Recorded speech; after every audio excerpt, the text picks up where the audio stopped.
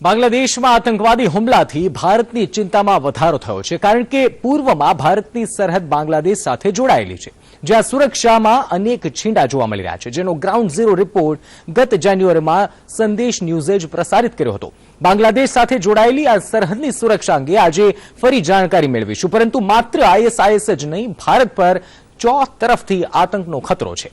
કઈ રીતે, આવો જોઈએ।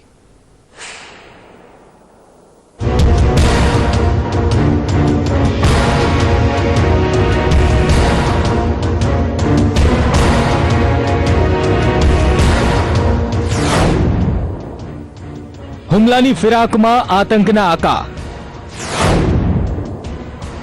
હિન્દુસ્તાનને લોહીલુહાણ કરવાના ખૂંખાર મનસૂબા। શુક્રવારે બાંગ્લાદેશની રાજધાની ઢાકામાં થયેલા આતંકવાદી હુમલાનો ભોગ બનનારી ભારતીય યુવતી તારીશીનો મૃતદેહ સોમવારે તેના વતન ગુરુગ્રામ લાવવામાં આવ્યો।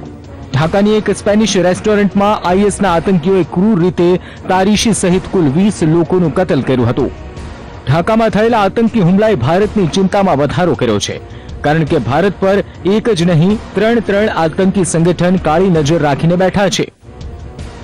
એક તરફ જ્યાં બાંગ્લાદેશ બોર્ડર તરફથી ખૂંખાર આતંકી સંગઠન આઈએસઆઈએસ એટેક કરી શકે છે, બીજી તરફ પાકિસ્તાન બોર્ડર પરથી હાફિઝ સઈદ સહિત પાકિસ્તાનમાં આશરો લઈ રહેલા આતંકી સંગઠન હુમલાની ફિરાકમાં હોવાના ઇનપુટ્સ મળી રહ્યા છે। તો અલ-કાયદા ઇન્ડિયા સબકોન્ટિનેન્ટ પણ ભારત પર યુરોપ જેવો જ હુમલો કરવાનું ષડયંત્ર રચી રહ્યું છે।